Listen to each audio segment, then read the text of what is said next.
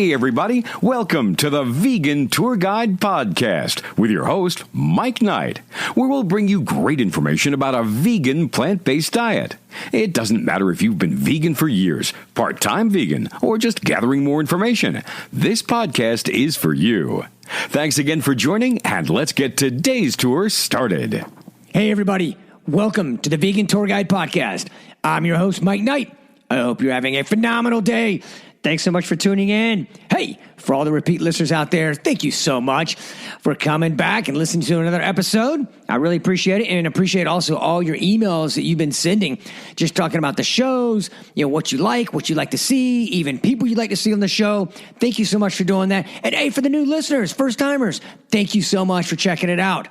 Always love to hear your feedback as well. You can always email me at vegantourguide@gmail.com. Again, love to get your feedback on what you think of the show and any topics you would like discovered. Because what you're going to find today, again, especially if this is, someone new, is that I love bringing people on so they can tell their journeys, their stories, what led them down the path, to being plant-based vegan. What maybe were the tipping points in their life. Some people are gradual over time. Some people all at once. Some people resonated with them. Maybe it was environmental. Maybe it was animals. Maybe it was health. Something happened to them. And that is why. You get to hear their whys and you get to hear the hows. And my goal in that and what I found is it allows you, the listener, to, you sit there and things they say resonate with you. And you're like, oh, I get it. I get how they did that. That's me. That's my mindset. That's my mentality.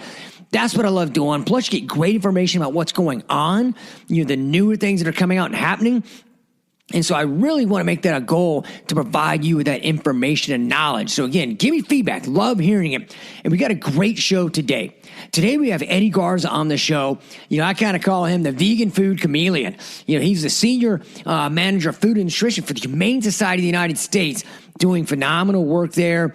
He's going to tell you about, his story, his journey, and some great things he's got going on. If you look right now, Eddie's got a lot that he does. He's on CNN, Telemundo, Univision, Fox News. He just released a book. He's doing a lot of stuff, going to different parts of the country to help roll out menus and help with that. But I don't want to jump ahead. I want to let Eddie tell you all about that. So thank you so much again for tuning in.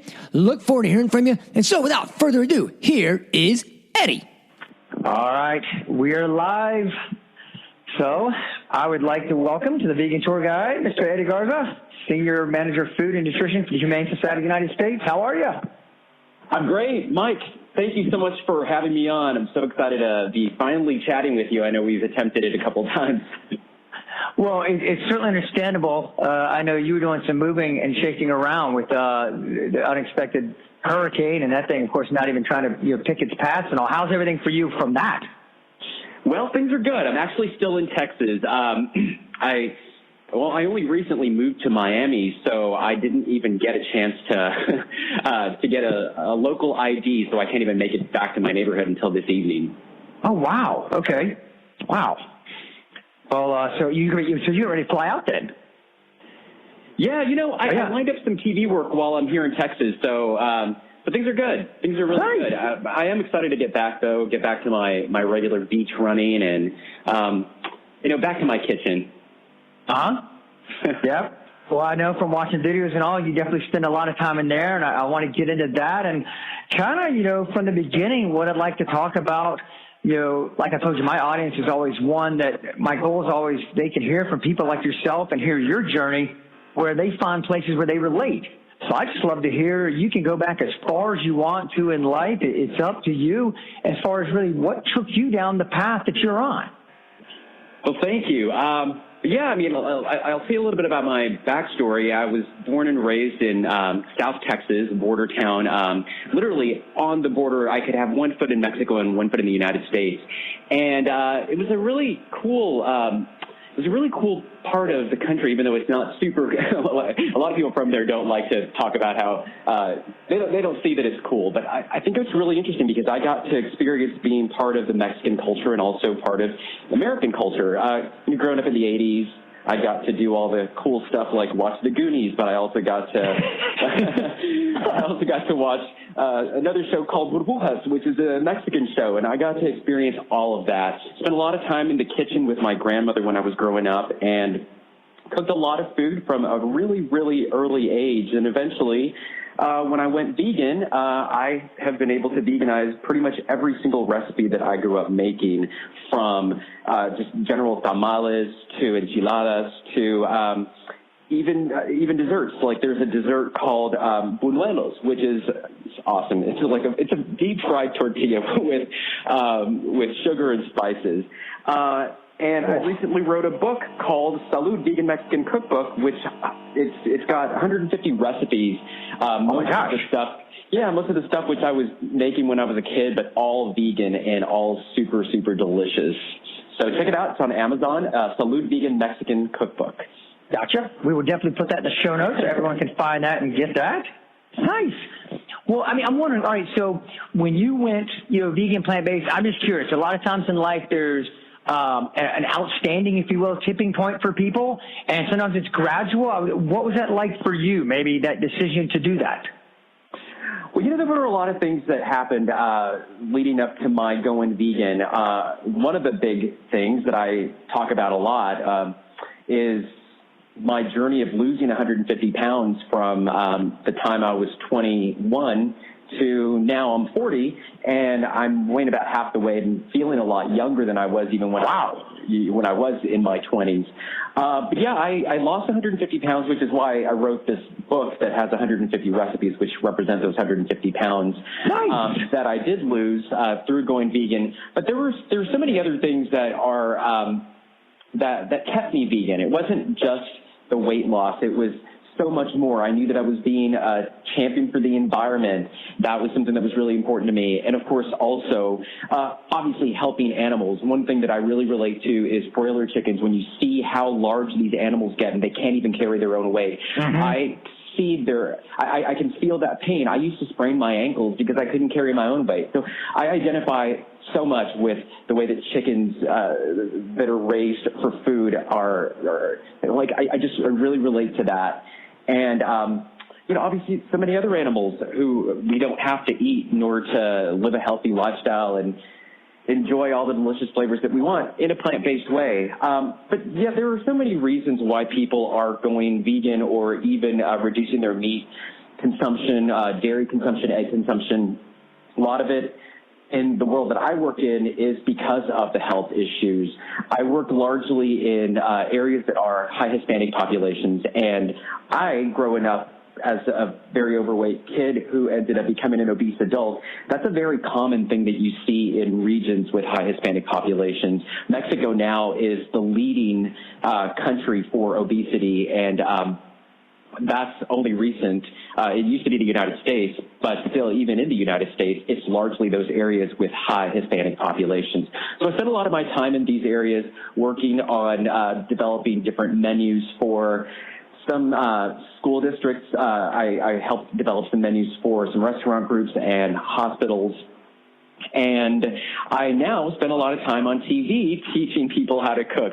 I'm on different networks here in the United States, Colombia, Venezuela, Mexico, and it's really, really exciting to see so many people who are interested in this type of lifestyle. That is awesome. I saw that you've been on a lot of shows. I didn't realize you were still currently on that many. That is awesome because, again, obviously through you, now your efforts helping spread the awareness, to reach more and more people. Thank you. Yeah, I've been really fortunate to have decided to move to Miami and have the ability to move to Miami because everything that is a national or international show in Spanish films out of Miami. So just down the street, I have access to reaching an entire country. For instance, I'm on a couple of big shows in Colombia that are national shows in Colombia. They also air, they're big national shows in Colombia, but they also air in about 25 other countries. And it's really cool to have that kind of reach from my backyard. So it really is amazing to have that opportunity, which is why I'm so anxious to get back home so I can go back and continue doing that. Oh, that's awesome. Well, no, so I'm curious, how did that kind of evolve then? I'm just curious, even that path, was it one of those just someone, quote, discovered you, or is it maybe something you set out on a mission to make that happen because you knew that could be a way, to get out in front of people and help spread the message, more at a time, if you will? Yeah, it's interesting. When I was living in Texas, I had lined up a show down in my hometown in South Texas, and I just became a monthly visitor. I think I was there the first Monday of every month and showing people how to do a meatless Monday. And from that point, it just kind of trickled over to different parts of the country. And eventually I ended up spending so much time in Miami filming for different TV shows that it just kind of became a regular gig. But like I said, there's so many people who are wanting to move in this direction. They just don't know how. And that's something that I even hear when I'm in Mexico working with chefs. They say, we want to do better. We want to eat better. We want to be better champions for the planet and animals, but we just don't know how.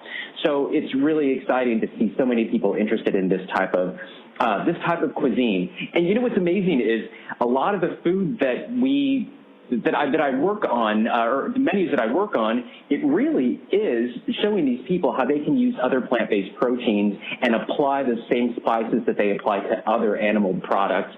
And it's the same flavor, healthier, and sometimes actually it's even better because it's even better flavor because you get more you get more creative. The more time you spend being in a vegan kitchen, the more creative you get and come up with. Some of the recipes that I have now are way better than the recipes that I had when I was growing up because you have had so much more, I guess there is more experimentation going on when you're playing in the kitchen and so many different techniques that you apply. Yeah. Well, I love that. And I love what you're saying, just, what you're doing.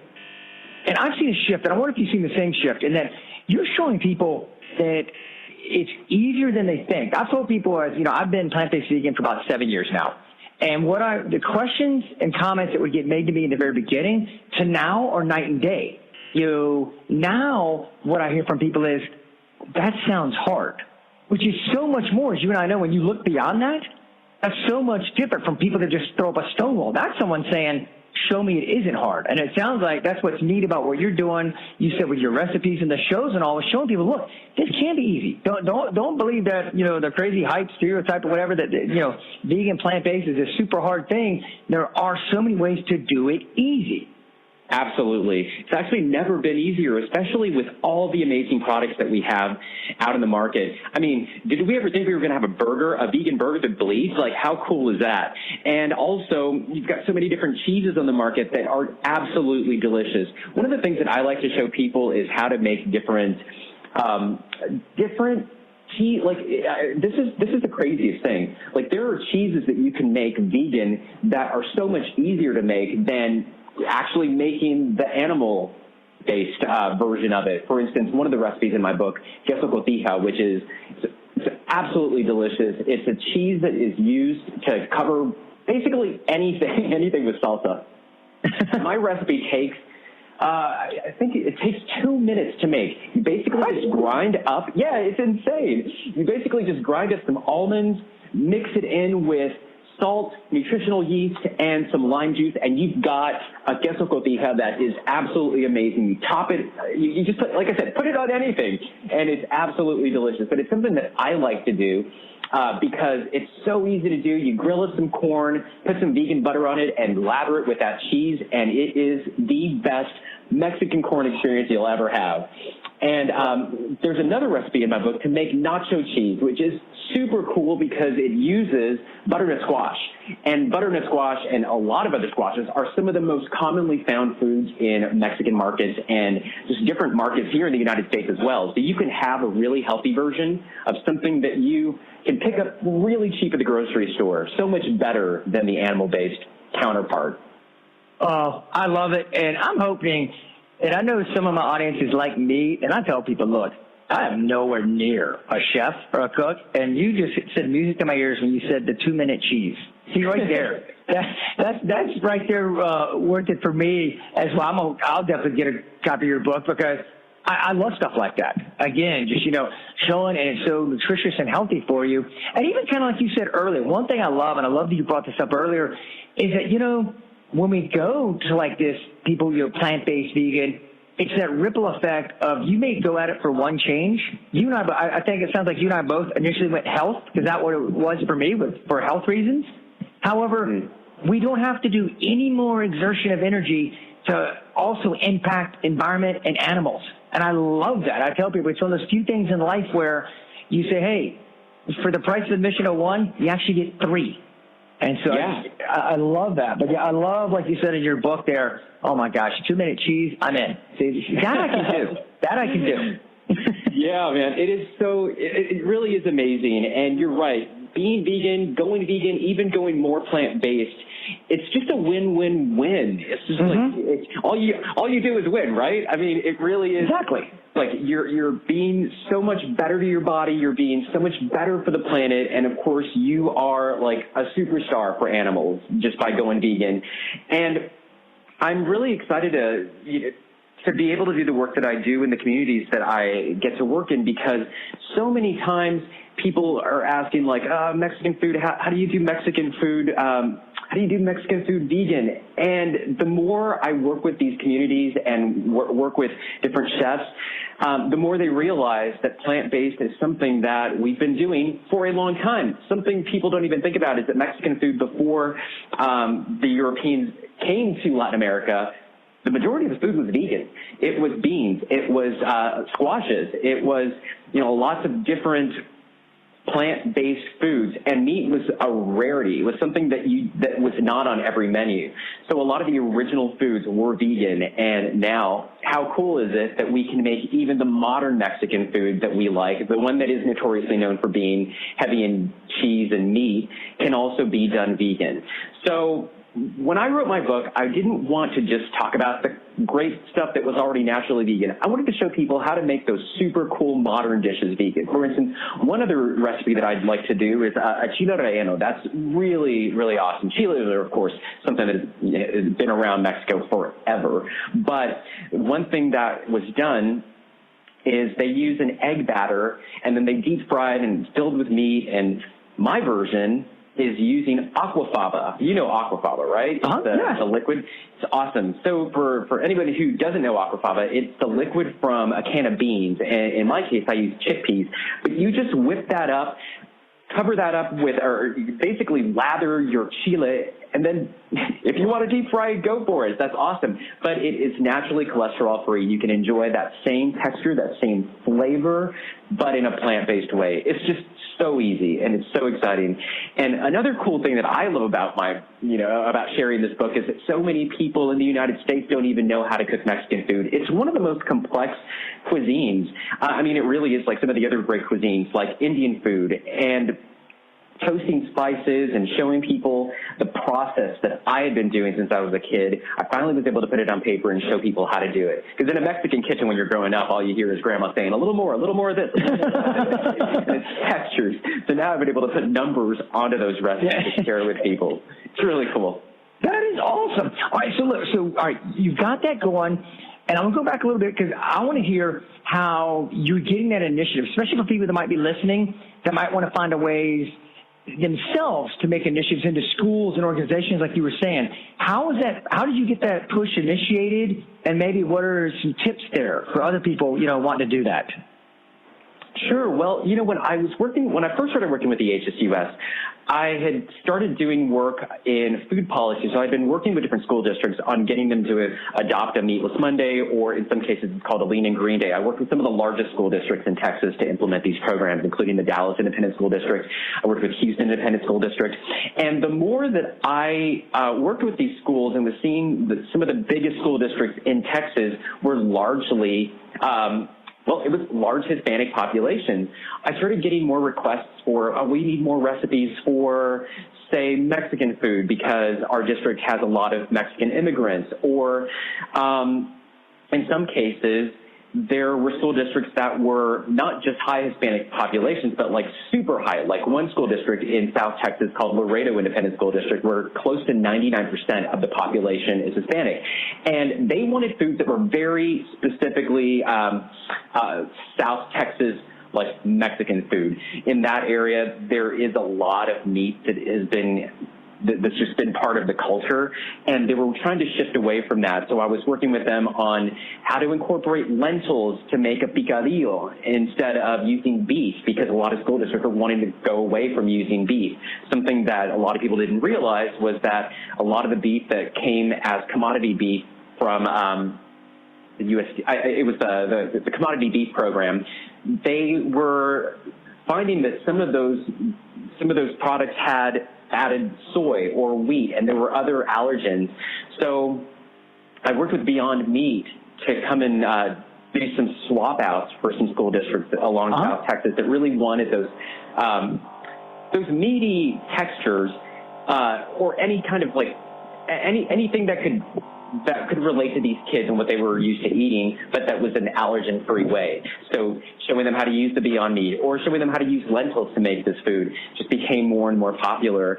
And it's kind of like a TV work. It started there, and then more people were requesting stuff. So I started working with some school districts, even in New York. There's a school district that I worked with up in West New York, New Jersey, just across the Hudson from Manhattan. And they had a high population of Cuban and Dominican students, so they wanted some more Caribbean-style foods. We worked with them on bringing different dishes that were familiar to them, like a rice dish, which is called arroz con gandules. It's basically it's a seasoned rice with pigeon peas, and it was absolutely delicious. And we showed them how to do that in a plant-based way.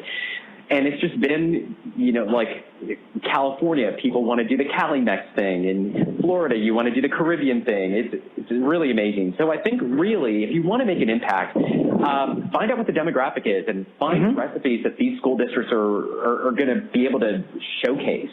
And that's a really great way in. Wow. You're like the plant-based vegan food chameleon. I mean, they take you and they just like parachute you into areas and like, all right, look, here's the concentration, here's what we need, make it happen, and you're like, all right, look, I'll be a chameleon and I'll make the dish. I love that. That is awesome. Yeah, it's really amazing to have the opportunity to do this, and I feel like I'm going back to my roots in the kitchen when I go and do these things. I worked with one of our coworkers, one of my colleagues, Chef Wanda White, and we worked with a food company in Florida that wanted to do more plant-based foods. They gave us their pantry list and said, all right, make some magic happen. So Wanda and I went and looked at their pantry list, created menu items that could be that could match the other menu items that they had, but in a plant-based way. And it's so exciting to be able to do that kind of work. We've worked with I worked with Chef Wanda on an ideation for one of the largest hospitals in the Dallas area. Actually, I think it's the largest public hospital in Texas. And it was so cool. We just went in there and worked in their kitchen for an entire day and gave a sampling to the entire hospital administration. And the next week, they were doing a lot of vegan breads, a lot of desserts. They had tofu scramble on their menu because they found that it was like really easy to do and really popular. So it's so exciting to be able to do that work and see that people are excited and interested in doing that. And, when you start doing that with one hospital or one school district, everybody wants in, and that's so great for everybody. Oh, yeah. Win-win. Oh, no, and what I love about that is, as we start getting like what you're doing there in like schools, hospitals, stuff like that, that's where you can start setting up, like I said, these trends and the exposure. Because, a lot of it, if we can get there and just get people used to it, it's almost, I say, like reaching kids while they're young. That's why I really love hearing about schools. Because I think, when we're young, we're forming habits. And if the habits all of a sudden become great nutritional plant-based versus, corn dogs and French fries, pepperoni pizza, etc., I think it's one of those things, they just get in the habit. And then it's one of those things, they're going with what's put in front of them, which, a lot of times, that's just what they do. They eat what's put in front of them in school. That's what I did when I was growing up. So I love the fact of making this headway in there. That is awesome. Yeah, it's really cool, and you're absolutely right. More young people are very concerned about eating healthier food, and that's why we're seeing the trends going down, not just at universities or young adults, but we're talking about like high schools in Texas have implemented plant-based cafeteria sections. So it's like a lot of the different schools in Texas you go to the cafeteria and it's insane. It's like nothing like I had when I was growing up. I mean, you walk in there and it's like you're going into a food court of a mall in many of these cases. Really? And what's really cool to see is that there are different stations, like at a university where you go to a dining hall and you see a station for like burgers, a station that has grab and go. A lot of high schools are moving in this direction, and it's really cool to see that they even have entire vegetarian sections. A couple of school districts here in the Dallas area, one in Allen High School, and then the other one is Coppell High School. These are both suburbs of the Dallas area, and they have some really cool concepts. One of them, I believe, is called Lean and Green, and I'm not sure what the other one is called, but it's, again, vegan, vegetarian, and it's because these kids are learning from a younger age that they should be eating healthier foods, that now in the high school they have their own section, and it's cool to see how popular they are. That is awesome to hear that. Plus, hey, look, as you and I know, at that age too, there's a lot of times people become influencers. And so right. If you get some of the influencers and start going, hey, let's give this a shot, then other people will follow suit and just continue to help spread this word, this information to people. Because I tell people that's why I started, my blog, my podcast, just because I want people to have the information. And it's like you're talking about, spreading all this information to people so they can make informed decisions versus, there being no information out there and people just assume stuff. Right. And this is going to translate into so much more plant-based foods in the market because the kids are learning from a younger age that this is the way to eat. I got to tell you, this is really insane. I was at a Texas Rangers game earlier this week, and there is a vegan stand at the stadium in Arlington, Texas, called Ballpark Vegan. They had nachos, they had burgers, they had hot dogs, and it was a really popular station. There were so many people lined up there at a Texas Rangers game. And I was like, this is because it's all starting from these young people who are really making big impacts. It is so cool. I love it. And I love hearing stories like that. And like you said, just things. I love being surprised. Like that, when you go someplace, you're like, hey, what's going on? I told people, several years back, I'd gone out to Vegas with some friends, and of all things, I was at the Wynn Resort. And I ate at one restaurant, and I'm sitting there, and all of a sudden I noticed there's like an entire page of vegan options. And I was like, wow, that's cool. So I ate, and then, all right, the next meal, we're still at like the big Wynn Hotel. I get the menu, and I look, and I'm like, another entire page. I'm like, what is going on? And come to find out, like, every place serving meals around there had it. With Steve Wynn being vegan. And it was just one of those incredible things. And just, I love seeing that. And I tell people, when you go out a lot of times, I was having dinner last night with people, and they were asking me, all right, well, how do you do this here, there? And I go, a lot of times I said, don't overthink it. I said, you take what may be a dish that's like a chicken, blah, blah, blah. Just tell them, all right, take the chicken off. And everything else is fine. I say a lot of times it's that simple. And people are like, oh, I never thought about that. I'm like, yeah, a lot of times it's literally, it could be, like I had, that's what I did last night. I had a big salad that was at this place, and I had them just, say, all right, keep the cheese off of it. I said, and just bring the salad. Everything else is great. Fruit, nuts, everything in there, and I loved it. Yeah.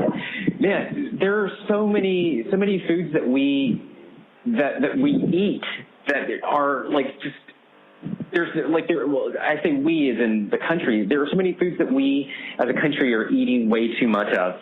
And, they're linked to some of the biggest health problems. We've heard so much about processed meat being as bad as smoking cigarettes, right? And people still continue to do it. Just the other day, a buddy of mine gave me a sample of this new salami he made out of wheat. And I was like, people would never eat this stuff if they knew that they could eat a vegan version of it. I said, you got to market that, dude. You got to package that and sell it to everybody. I'll be your first customer. There are so many foods that we're eating that we don't need to be eating, that we should not be eating. And there are plant-based versions of it. If you do want that texture, if you do want that taste, to go and do that.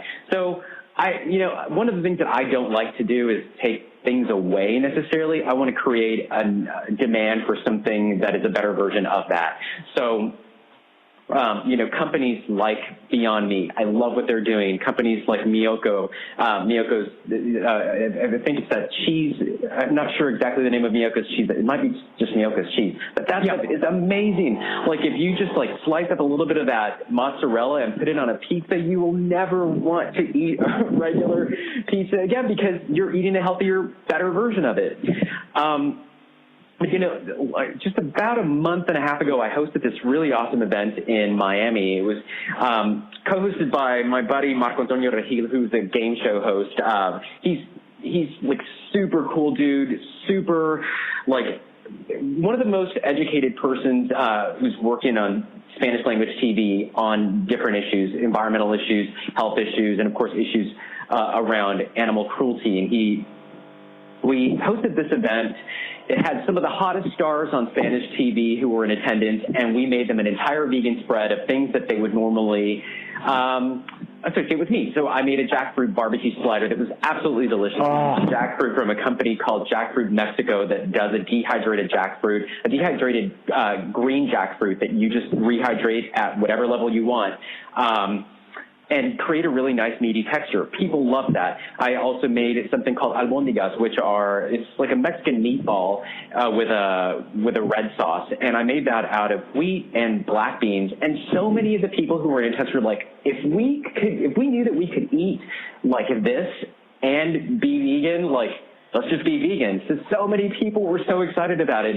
And now I've been hearing from a lot of these stars, sending me emails, sending me messages on Facebook, asking me for different recipes for this or that. So I'm now developing a lot more new recipes to help them out, whether they're people from the Dominican Republic and are interested in this way of eating, or they're Cuban and I want to create something for them. It's really amazing. Really that is cool. amazing. And the great thing about it is, and what you just talked about, is exposure. So much of this is now, and I love seeing the trend that more and more people are open. They're at least open to trying.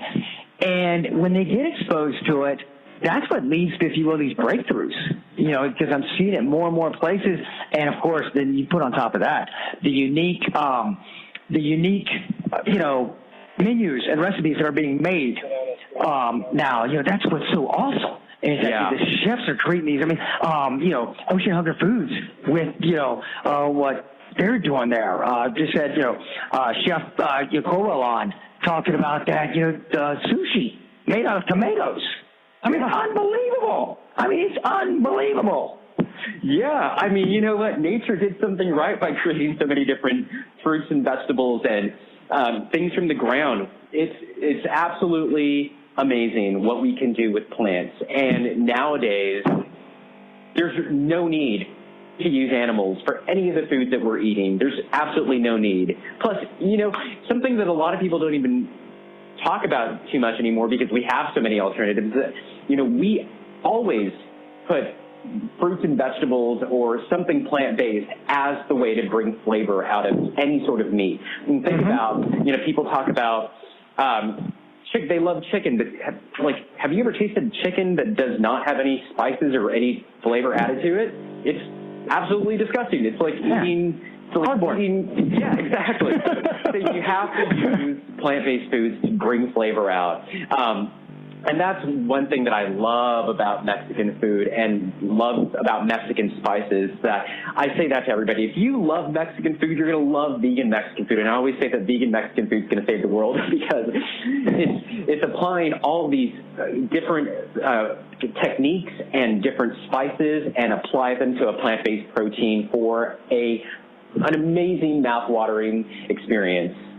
And hearing you say that is what I'm finding. Someone I tell people, because a lot of times people will tell me, when you go to restaurants, Mike, how do you eat? And I say, look, a lot of times I'll just call ahead. I'll call ahead, and I tell people, don't call at 4:00 or something. Try and call, maybe morning prep time or something like that. And I say, look, I'm coming in tonight. I don't want to put you out. I just like to know if there's anything, maybe your choice, that I'm a vegan, and I have great reception among chefs with that. I really do. That, they're like, hey, okay, we'll have something for you here. And then I tell people, to me, it's almost like, listening to you and your passion for it. To me, I think real chefs, it's an art. And they love now, like you said, creating these ways that they know it's healthy for people when it's possible, and that they're searching for it. And it's like a challenge, instead of, the routine. And I think it pushes them. And I think real chefs that really embrace what they do, that's their passion and art, I find they get into this and they like it. Absolutely. That's something that I had noticed even in Dallas before this was, before veganism was super hot in Dallas, because now it's crazy how many different options there are in Dallas. Sometimes I come back and I'm like, I might stay a few extra days. This time I had no choice, but I'm happy that I was able to line up some work here also. But still, I remember even before it was super popular here, there were a few chefs who were just so into the idea of doing something that was outside of their scope of work, their normal scope of work. So some of the coolest chefs in Dallas ended up doing, they participated in this thing called Dallas Vegan Week back in 2010, and it was some of the hottest chefs in Dallas who were just so excited about participating in this thing where all week they were featuring something vegan, something exciting. A chef named Matt McAllister ended up making a vegan duck risotto-filled chile relleno, like it was Southwestern style. And we had another chef, Graham Dodd, who created a bunch of different dishes. But some of the other chefs in town who were still like the, I don't know if you'd call them the Godfather chefs, but they were, it was just a group of some of the coolest, hottest chefs who were so excited about doing something different. And, you know, one of those chefs, Graham Dodd, ended up going to another restaurant in Dallas, and some of the most exciting dishes that he had on the menu were the vegan dishes, and they were the only ones that were even being reported on whenever you would read stories by different food writers around here. They were like, oh, Graham Dodd's vegetarian sausage plate, and that's what they were talking about. He was so excited about using different spices and using different blends to create these sausages that were vegan sausages. It was really, really cool to see that. See, I love that. And like you said, now that they're focusing on that, and, you know, it just helps the exposure even more and more. And it gets it out there. Like you said, just more people going, I'll give it a shot. Okay. I mean, the conversation I had around dinner last night, you know, I'm the only one there that was vegan, and we're just talking, and they're like, well, tell us more. And they're all, next thing you know, they all want my card so they can listen to podcasts and see what I've written about in some blogs and all. And it's of interest. And it's very unique to see this now, to where, you know, that is what people, that's like their top of mind awareness. Their ears perk up when we start talking about it. Because like, I heard something about that. Why don't you tell me a little bit? You know, it's almost like, you know, they've got one of us now live in person. It's like, wait, oh yeah, I've heard about that. Tell me about it. Right. Yeah. You know, it's, the conversations that I have, especially these days, surrounding veganism, is really people just wanting to find out more about how they can. It's no longer that argument. Like, you're not, I don't find that I'm having arguments with people about it. I'm just answering questions about how to actually go do it. And that is really, really cool. It's a very cool thing to see. You know, the other day I was at a trivia night, and one of the topics that came up was, there was a random trivia question about naming people who were on the cover of one of the Beatles albums, and they were just playing the voices of the people who you were supposed to guess was the person. Anyway, long story short, Paul McCartney was one of the guys, and his voice came on talking about animal rights and talking about vegetarianism. And what was really cool is that the guy who was doing the hosting was talking about how, oh, you know, obviously Paul McCartney is vegetarian and he loves animals, and it makes sense that he would be on the album of his own, you know, band's album cover.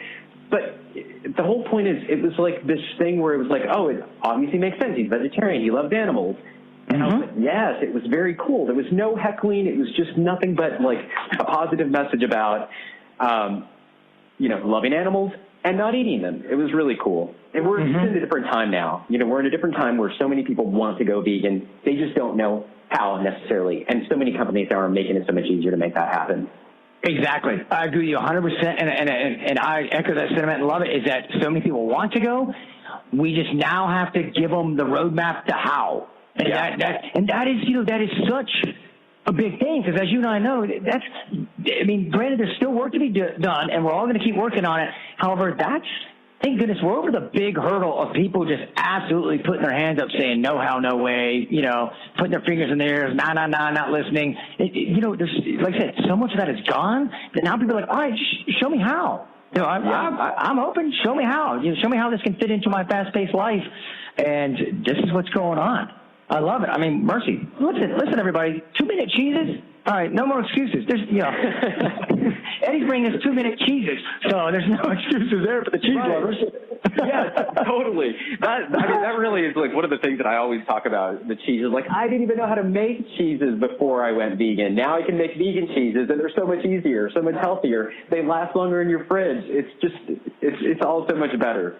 Oh, yeah. I was sitting there today, as a matter of fact, at lunch, and I was talking to a lady that she was asking me about, plant-based vegan and everything, and just, she's busy, got, 2 little kids and everything. And I said, I'll tell you what I do. I said, go get, Ziploc bags. I said, get over the weekend, Saturday, Sunday, whenever, and just fill them all up with what you want to have in your smoothie. And I said, throw them in the freezer. And you just grab one out each morning, throw it in there in your blender. I throw in almond milk on top of that, blend it up, boom. I said, I'm done in 30, 45 seconds. And she's like, oh, my gosh. She goes, I'm in. She goes, yeah. She goes, my thing is always I'm running around trying to get the kids out the door to school, this, that, and the other. I said, yeah. I said, I'm the same way. I said, that's why I just, I prepare these things. And so, it's thinking ahead, too. Just if you just put a game plan together, and this can be very easy, and like you and I were talking, great for your health, especially if you're, like myself, a parent, your kids are going to watch this. So now, you're having an impact on them, what they see you doing. And then also, like you and I said, the environment and the animals, just all these extra win. It's just fantastic. It really is. It really is. And it's really cool to see that no matter where you are in the family, you can make an impact. I got a couple buddies, Matt and Phil Letton from the Vegan Bros. Bill was the first one to go vegan, then his brother did, then his parents did. Now they've talked to more people, and it's like their entire family has gone vegan just because Phil went vegan. Now, my brother just recently went vegan, and he and his wife and my nephew are now just doing a lot more different vegan foods. It's really cool to even just be able to answer to my brother. I'm answering texts more often. We're communicating more often now because he's gone vegan, and he just wants to know more about this or that or this. It's so cool that you can make an impact just by setting a really good example. One of the things that I always talk about is that different behaviors they're contagious. So, like, if you're hanging out with a bunch of people who are going to be eating unhealthy food, there's a very high chance that you're going to be eating unhealthy food, unless you're that person who's going to change the entire group into eating healthy food, right? So we can all make that impact, no matter what kind of relationship you have with somebody else. You can be the trendsetter, you can be the guy or the girl who's going to make it possible for your entire group of friends to go vegan. And we just got to think like that. We got to think positively always. Nice. Well, let me ask you this. So for everybody listening, and we've already kind of hit on this stuff, because like I said, I like easy and simple. And I know you've also got them in the book, and I'm going to have the book, the link to that, up on the show notes. Anything off the top of the mind that is like maybe one or two your quick suggestions just for some, even people starting out or very cooking challenged like myself that are just easy, quick recipes? Yeah, absolutely. Okay, so I always tell people whenever they're going to start this, like, they say, well, what would be the first thing that you would eat? I said, you need to just get a bunch of cans of chickpeas, because that's going to feed you for a long time with so many different recipes. So in my book, I do have some recipes that call for chickpeas, including a chickpea chorizo, which, do you know what chorizo is? It's a very highly spiced Mexican sausage. And I make a sausage crumble with chickpeas and a bunch of different Mexican spices, things that you may not even think to put together. And that's what Mexican chorizo has. It's like an explosion of flavor. And all you got to do is add it to chickpeas, and you've got the best chorizo that can be used for a breakfast taco, or you can put it on pizza, you can put it on anything. But this is not in the book, but I also always have chickpeas because sometimes I don't want to cook. Sometimes I want to just make something really quick. So something quick and easy, I want to eat it cold sandwich. You can make a delicious chickpea tuna sandwich using the entire can. So you don't even need to buy mayonnaise. You can make mayonnaise out of that juice, out of the juice of the chickpeas. So you drain it, put that juice in a blender, mix it up with some different spices, cream tartar, some lime juice, a little bit of vinegar, and some canola oil, and whip that up into a mayonnaise, and you can do that in about 30 seconds.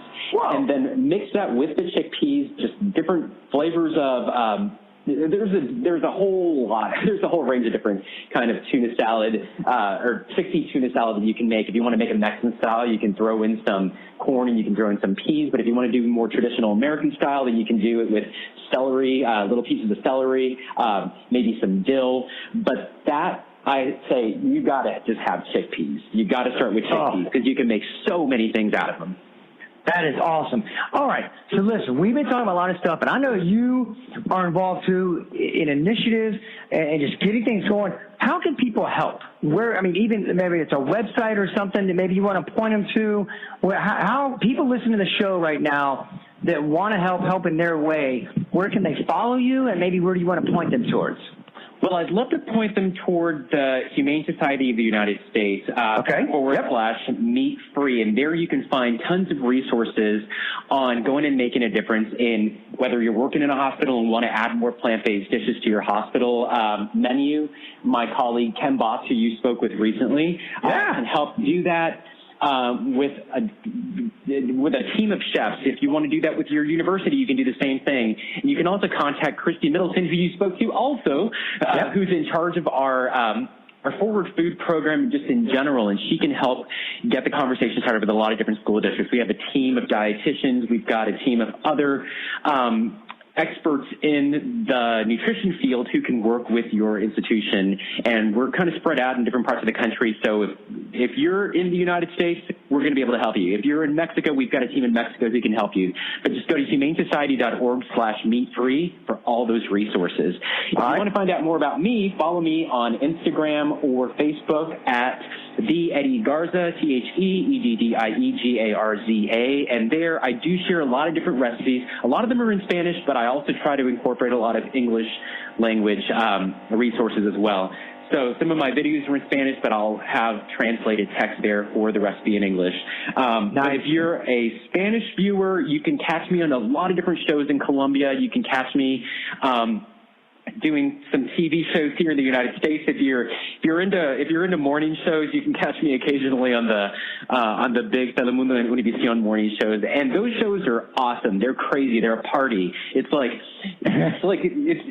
a crazier version of like the Today Show, but this looks like a carnival, and it's really always fun. But yeah, follow me on Instagram. That's where you're going to see the majority of my stuff. I'm going to be in different parts of the country. I'm going to be in Chicago next week for Chicago Vegan Mania, and I'm also going to be in Atlanta in November for the Atlanta Veg Fest. I'm going to be in Tulum, Mexico for the Tulum Vegan Fest in January, and I'm also, if you're interested, I'm going to be in Mexico City on October 6th through 8th for the Expo Verde de Ser, which is the big, it's the large green festival, and I'll be on the main stage talking about how you can make small changes in your diet for huge changes in your body and huge changes for the planet. So you're staying busy on Instagram. You were staying busy. That is awesome. Well, look, I know, I want to say it, and I know I speak for listeners. Thank you for all you're doing. I mean, talking to you today, you can tell it's so much you're doing to pay it forward and to spread the awareness. So thank you so much for doing that. Thank you so much, Mike. I really appreciate it. And I appreciate your listeners for hanging around here with me for, 45 minutes. I can't tell you how much I love your podcast and what you're doing, Mike. It's so important to continue spreading this message. And it's so awesome to share this world with you. So thank you. Well, thank you. I appreciate it. I'm following you, so I look forward to staying in touch. And I'm even going to try and get down there to Atlanta myself in November, so hopefully we'll be able to meet you in person as well. Yeah, man, that would be so great. Awesome. In fact, if you go to Atlanta, I'll invite you over to my Airbnb while I'm doing food prep, and you can taste everything and give me your feedback. Fantastic. All right. Well, Eddie, have a great rest of the day. Thank you so much. Thank you so much, Mike. Bye-bye. All right, buddy. Take care. Bye-bye. All right. Eddie Garza, thank you so much for coming on. Had a blast talking with you. Really appreciate you coming on, sharing your story. I mean, I love that. Like I was saying earlier, with everybody, you get to hear what is their driving force, their tipping point, to see maybe what propelled them. And hearing you tell the tale of, you losing 150 pounds, that is awesome. Showing the power, some of what this can do. Eating this way. So that is just awesome. I love the fact how you correlated it too in your book, Salud, that everyone can get on Amazon. So don't forget about that. His book, go check it out. But he has 150 recipes in there to signify the 150 pounds lost. So again, that's Salud Vegan Mexican Cookbook. So go check that out. I'll have it in the show notes for everybody as well. And, I loved, what he talked about. Talking about, number one, 2-minute cheese. the people listening to my show, over time know that I've said it before, I'm nowhere near a chef, nowhere near a cook. So if it's simple, it is me. And so to hear that I can get something made in 2 minutes, the 2-minute cheese, like I like to call it, that is awesome. I'm going to have that recipe, don't worry, everybody, in the show notes and the blog post. That'll be there for you to check that out. And so, again, everybody, I hope and trust that you learned a lot from listening to Eddie, especially with what he's got going on, what the Humane Society's got going on, and the great things, initiatives that they're doing. I mean, hearing what's going on in these different areas, with the hospital system and out at schools, that is awesome. I mean, it is just, again, making it easier, more accessible. It's like Eddie and I talked about. A lot of times, that is what it's about in life, making something accessible. It's not always that people don't want something. It's just if there's a barrier, there to getting it, it does make it harder. And I get that. And now, these types of initiatives are bringing down a few of those barriers and making it easy. So again, I love to hear that. Love to hear all these things that they're doing. I love how, Eddie said, hey, I don't want to take things away. As far as, talking about meat meals, meat-based meals, that is, I want to create a demand for it vegan that's a better version than it is now. That is awesome. And you hear guys like him, they're doing that. The flavor and what they're doing. And now it's just really, if you will, the creativity and technology and everything now, these meat replacements are phenomenal, and these recipes are awesome and much more flavorful. So thank you so much, Eddie, for coming on. Thanks, everybody, for listening in again. Really appreciate it. I said it in the intro, but I'll say it again. Thanks so much for people that have been referring this out. As you know, iTunes, Stitcher, Google Play, there's a lot of different ways to listen to the podcast. Thank you so much, all of you, for, guiding people to that. Thank you so much when you see the posts about this, whether on Twitter, Instagram, or even on Facebook page, forwarding that on. I know a lot of you do that to help out the show. You forward that show on to friends and other people and repost it, like on your side, especially like on Facebook. I really appreciate that because, again, that's what I want to do. Get the message out. Get it out there to help other people. Because like Eddie and I were talking about, everything continues to shift. In the beginning when I went, plant-based vegan, what I always hear is people, no way, that's not for me, don't want to do it. I get some of that. Now, like Eddie and I were talking about, what do I get? I get people saying, you know what? It just sounds hard. And, that's a whole different mind shift right there. That's a different way of thinking. And so that's why I like doing this. I like getting this information out there. And I appreciate you, the listeners, helping push this out there and help me get this message out to more people to break down and let them know, you know what? It's not hard. There's a lot of easy ways to do this. And, of course, then the health aspect that comes to it, and then the environmental aspect, and then the animal aspect, and so many things. It's that ripple effect that you can help influence by this one act. It is just awesome. So thank you so much. Remember, once again, everything's at vegantourguide.com. That's where the blog posts are. Lots of other great information on the site, plus, of course, the podcast. And then you can always email me, vegantourguide@gmail.com. Facebook is Vegan Tour Guide, Instagram Vegan Tour Guide, Twitter Vegan Tour Guide. I make it easy. Just type in Vegan Tour Guide and you'll get me. Always want to hear from you. I love the emails, love the feedback, love the questions. Send it over because, again, I want to tailor this. I want to help everyone out there. That is my goal, and that is why I do this. So thank you so much, everybody. Have a great, phenomenal day. And until next time, everybody, don't forget to live Pure Vita.